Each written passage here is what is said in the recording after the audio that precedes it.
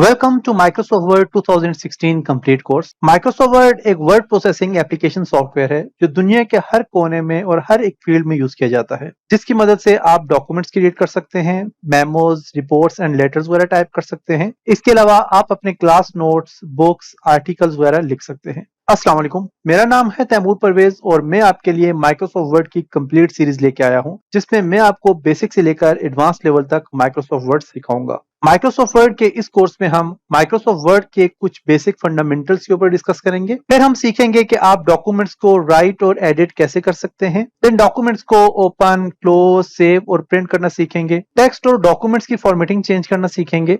Bullets and numbering, paragraph setting, header, footer पे काम करना सीखेंगे। टेबल्स को क्रिएट करना, टेबल्स की फॉर्मेटिंग एंड डिजाइनिंग को चेंज करना सीखेंगे।